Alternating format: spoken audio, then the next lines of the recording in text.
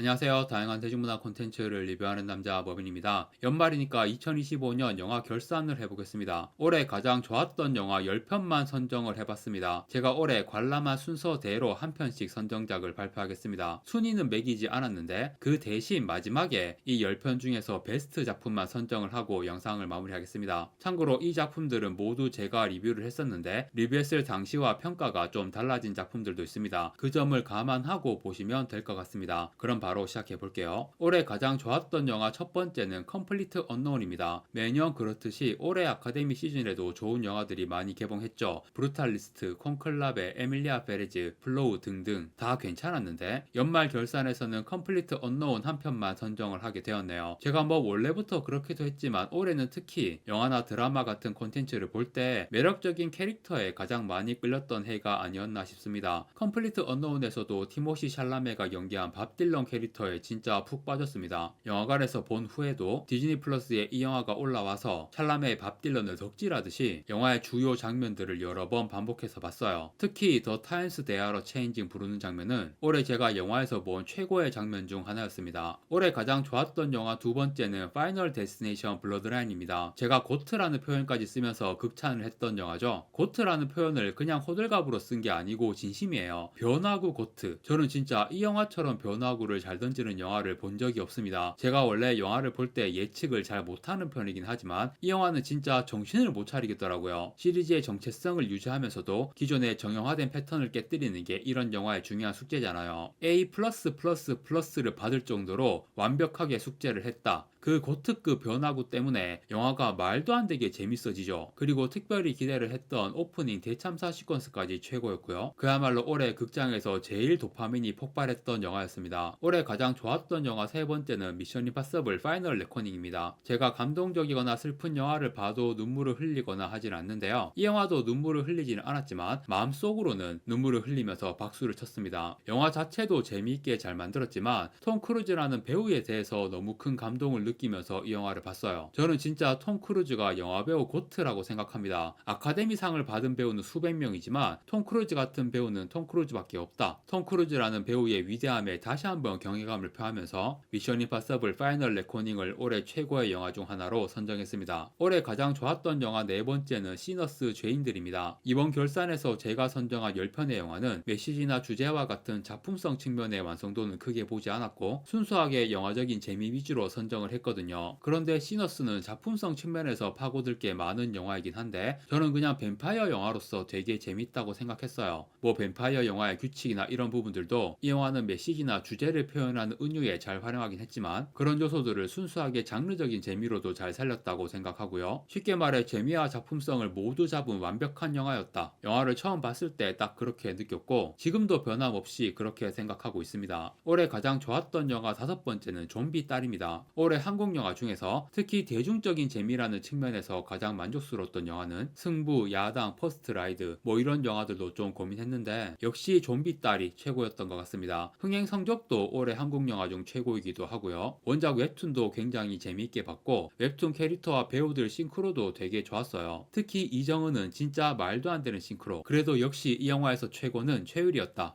역대 가장 귀여운 좀비, 고특급 매력의 좀비였습니다. 원작에 충실하게 되게 잘 만든 영화라고 느꼈고요. 다만 결말까지 원작 그대로 했다면 더 평가가 좋았을 텐데 원작 결말이 좀 충격적이라서 영화는 좀 덜 충격적인 무난한 결말로 바꿨거든요. 그 점이 유일하게 아쉬웠네요. 올해 가장 좋았던 영화 여섯 번째는 극장판 귀멸의 칼날 무한성편입니다. 극장용 오리지널 장편 애니메이션이 아니라 TVA의 극장판이 이 정도로 세계적인 히트를 할 거라고 누가 예상을 했겠습니까? 전 세계 수많은 나라에서 히트했고 한국에서도 비영어 외화 중 역대 흥행 1위를 기록했습니다. 관객 수가 568만 명, 체인소맨 레제편도 340만 명, 일본 TBA 극장판의 연속 대히트, 올해 한국 박스오피스에서 일어난 가장 놀라운 사건이라고 할 수 있겠네요. 이런 놀라운 결과가 이 작품이 얼마나 재미있고 완성도가 높은지를 설명해 주고 있고요. 저는 중간에 탄지로 아빠 나오는 회상신이 조금 지루했던 것 빼고는 완벽한 작품이라고 생각했습니다. 올해 가장 좋았던 영화 일곱 번째는 때는 3학년 2학기입니다. 사실 조회수가 잘 안 나와서 독립영화 리뷰는 잘 안 하는데 제가 다음 소위라는 영화를 굉장히 좋아해서 3학년 2학기가 다음 소위와 비슷할 것 같아서 보러 갔거든요. 전혀 달랐어요. 그런데 저는 이 영화의 균형 감각에 감탄을 했습니다. 영화에서 벌어지는 갈등이나 비극 그런 내용들이 절묘하게 선을 지키는 수준이라서 그 절묘한 균형 감각으로 만들어지는 현실적으로 와닿는 감각이 진짜 장난 아닌 거예요. 이런 느낌은 정말 올해 어떤 영화에서도 경험해 본 적이 없다. 이 영화가 유일했다. 그래서 저는 올해 본 영화 중에서 이 영화가 가장 많이 생각이 나더라고요. 그냥 계속 생각나, 이 영화가. 대사나 장면들. 그만큼 인상 깊은 영화라서 올해 최고의 영화 중 하나로 선정했습니다. 올해 가장 좋았던 영화 8번째는 웨폰입니다. 미국에서 이 영화가 난리가 났다는 소식을 들었을 때 되게 궁금하기도 하고 여러 가지 예상도 해봤는데 막상 보니까 예상한 것과는 전혀 다른 영화였고요. 그게 마냥 좋은 느낌은 아니었습니다. 약간 충격을 먹고 어리둥절해지는 기분. 실제로 우리나라에서는 호불호가 꽤 갈려가지고 흥행도 저조했죠. 그런데 저는 결국은 이 감독의 상상력에 감탄을 했던 것 같아요. 어찌 보면 단순한데도 이 상상력이 너무 놀라워요. 단순해서 더 놀라워. 요즘 갈수록 영화라는 분야의 상상력은 거의 고갈이 되었구나 라고 느끼고 있거든요. 그런데 올해 웨폰이 아직 아니다 라고 말해 주었네요. 그리고 이 영화의 마지막 하이라이트 씬의 도파민도 잊을 수가 없습니다. 그 장면을 보면서 그래 나는 이런 순간들 때문에 영화를 좋아하는 거야. 내가 왜 영화를 좋아하는지 다시 한번 느끼게 해준 정말 훌륭한 작품이었습니다. 올해 가장 좋았던 영화 9번째는 세계의 주인입니다. 이 영화가 윤가은 감독 최고의 작품으로 평가를 받고 있는데 저는 이 영화 리뷰에서 그래도 우리들이 좀 더 좋다라고 말을 했어요. 그 생각은 지금도 변함없고요. 그런데 세계의 주인이라는 작품도 생각하면 할수록 너무 좋은 영화인 것 같아요. 특히 이번 영화 결산은 앞에서 말했듯이 작품성보다는 재미 위주로 선정을 했는데 이 영화도 볼 당시에 굉장히 재미있다고 느꼈어요. 일반 대중 상업영화스러운 재미가 아니라 독립영화스러운 주제와 플롯으로 이 정도의 몰입도 높은 영화를 만들었다는 게 생각할수록 대단하게 느껴집니다. 윤가은 감독이 앞으로 좀 규모 있는 영화도 맡으면서 한국 영화계에 새바람을 일으킬 감독으로 활약해야 하지 않나 그런 생각이 드는 작품이었습니다. 올해 가장 좋았던 영화 10번째는 나이브스 아웃 웨이크업 데드맨입니다. 10편 중에서 유일한 OTT 영화입니다. 올해 OTT 작품 중에서 캐대헌, 더 캐니언 이런 좋은 작품들이 있었는데 연말 결산에는 나이브스 아웃 웨이크업 데드맨만 선정을 했습니다. 저는 나이브스 아웃 시리즈 중에서 이 작품을 가장 재미있게 봤고요. 조시 오코너가 연기한 주드 신부가 올해 최고의 캐릭터 중 하나였어요. 그리고 제가 영화나 드라마에서 본 종교인 캐릭터 중에서도 역대 최고였다. 저는 비종교인이기 때문에 종교인 캐릭터로 이 정도로 감동을 느낄 거라고 생각을 못해가지고 이 영화의 감동은 정말 특별했습니다. 12월에 공개되어서 2025년을 마무리하는 영화로 최고의 작품이었다. 네, 이렇게 2025년 한 해 동안 제가 본 모든 영화 중에서 가장 좋았던 영화 10편을 선정해서 소개해 보았습니다. 마지막으로 이 10편 중에서 베스트 영화를 선정해 볼 건데요. 질질 끌지 않고 바로 공개하겠습니다. 머빈이 뽑은 2025년 베스트 무비 바로 이 작품입니다. 원래는 한 작품만 선정하려고 했는데 도저히 그럴 수가 없더라고요. 두 작품 다 최고라고 생각해서 결국 두 편을 베스트 무비로 선정하게 되었습니다. 이 두 편에 대해서 앞에서도 설명했지만 다시 말씀드리면 파이널 데스티네이션 블러드라인은 변화구 고트 이게 진짜 너무 강렬했습니다. 올해 최고의 도파민이었다. 올 한 해 극장에서 저를 가장 즐겁게 해준 영화 그리고 3학년 2학기는 올해 가장 많이 제 머릿속에 떠올랐던 영화 솔직히 정확한 이유도 모르겠습니다. 그냥 계속 이 영화가 생각이 났습니다. 정리하면 올해 최고의 도파민 영화 올해 가장 많이 생각난 영화 각각 그런 이유로 파이널 데스티네이션 블러드라인과 3학년 2학기를 머빈의 2025년 베스트 무비로 선정했습니다. 네, 이렇게 2025년 한 해 영화 결산을 해보았고요. 이번 영상 여기까지입니다. 구독과 좋아요 부탁드립니다. 시청해주셔서 감사합니다.